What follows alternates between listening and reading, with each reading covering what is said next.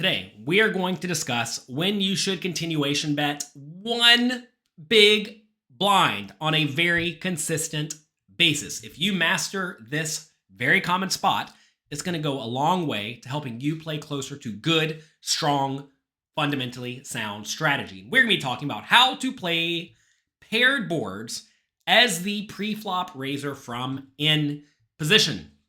Everything we're talking about today comes from my brand new advanced tournament course that will be released at pokercoaching.com very soon.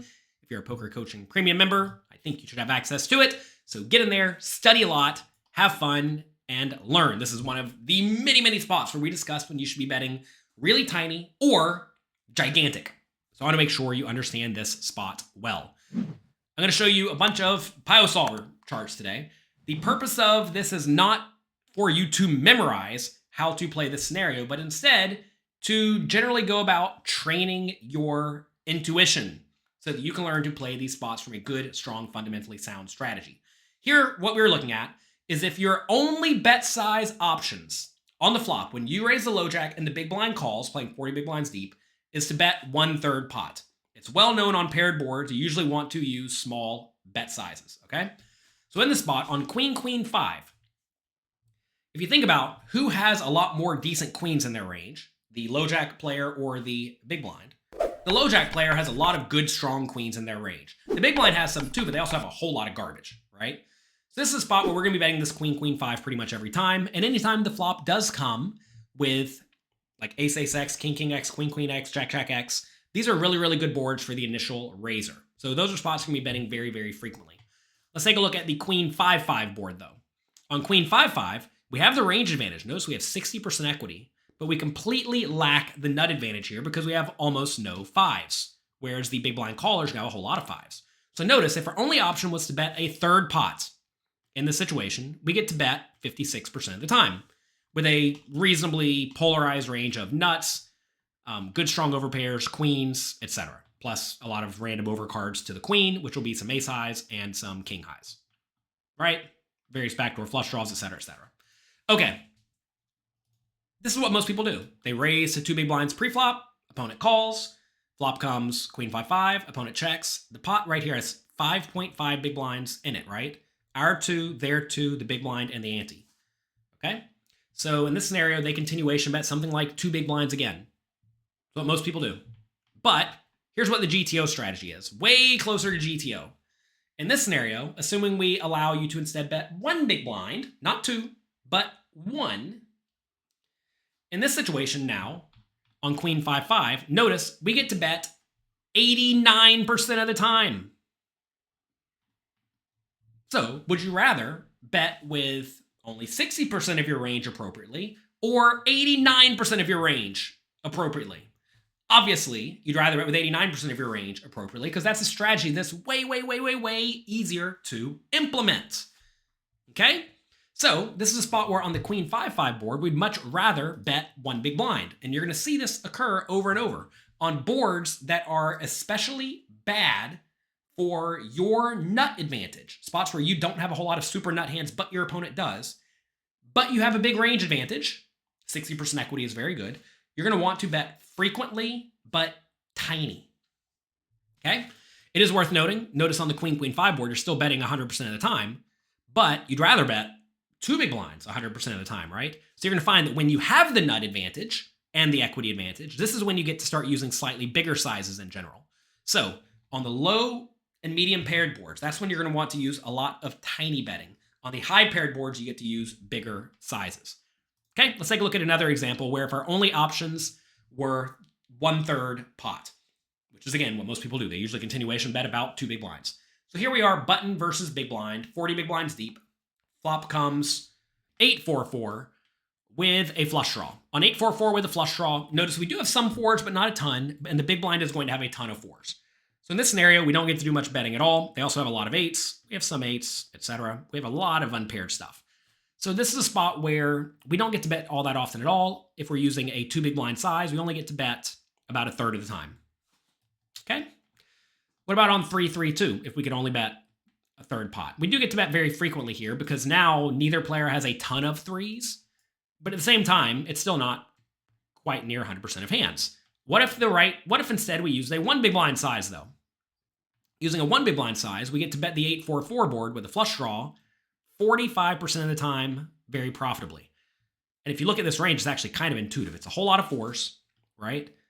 A decent number of eights, decent number of overpairs. It's like a mix of everything else, right? So we're essentially betting the fours every time, or close enough to every time, and everything else about a third of the time, give or take. On the 3-3-2 board, this really shows you, though, where now we have a bit more of an effective nut advantage because overpairs are effectively the nuts on 3-3-2, even though, both players still have threes, but overpairs are a little bit better on this board. On the 3-3-2 board, we get to bet, again, 85% of the time. So take a look at the 3-3-2 board. It went up from 82 to 85. On the 8-4-4 board, it went from 33 to 45. So we're getting to bet more hands using the tiny bet size. And this is going to be a very, very common occurrence on these low and medium paired boards. So let's take a look at one more situation that's going to sort of highlight one more idea of nut advantage. Let's take a look at the 8-4-4 board with a flush draw. 40 big blind or 20 big blinds on the left compared to 40 big blinds on the right. When we're playing 20 big blinds deep, we actually get to bet far more often. Why do we get to bet far more often? Well, that's because on 8-4-4, playing 20 big blinds deep, hands like aces are just the super nuts, right? We can easily bet hands like aces, kings, queens, jacks, 10s, 9s, and very happily get our money in. Of course, we're not going to fold them 40 big blinds deep, but we're just really, really in good shape when we are playing 20 big blinds deep in this scenario. Also, playing 20 big blinds deep when we raise button, the big blind's going to be shoving a lot of their overpair type hands, which means that they're lacking those in their range. We're not going to be running into those quite as often as when we are playing 40 big blinds deep. So playing 20 big blinds deep, we get to continuation bet this far more often, 62% of the time profitably, compared to 45% when we are using the one big blind bet 40 big blinds deep. But notice, in all these scenarios that we're showing you, you get to bet more frequently as you're using the one big blind size. Still not 100%, especially when the board's kind of dynamic, meaning it's likely to change on the turn and the river, and you lack the nut advantage. But on most of these uncoordinated boards, if we go back and look at them, notice on 3-3-2, which is effectively uncoordinated because your opponent's not going to have a ton of straight draws, flush draws, etc., when there's no flush draw available, of course. You get to bet basically every time using a one big blind size. If we go back to this one, Queen 5-5, we get to bet 100% of the time, effectively, 89% of the time using a one big blind size. But that is not the case if you use a two big blind bet. So a lot of neat concepts happening here. So playing paired boards recap. The size and frequency of the continuation bet is always on somewhat of a sliding scale.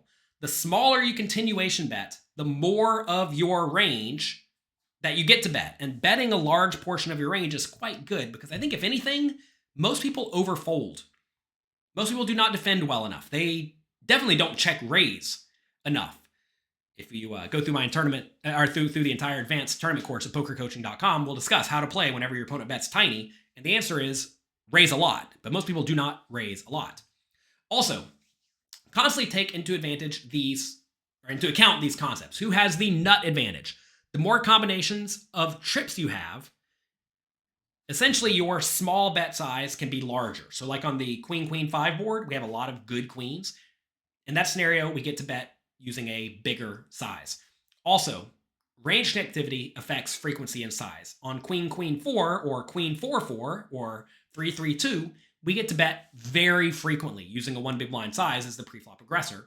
But on 8-8-4, 8-8-5, 8-8-6, 9-9-6, 7-7-6, etc., on these boards with a flush draw, you actually don't get to bet all that frequently at all because your opponent's going to have a whole lot of logical, natural check raising hands.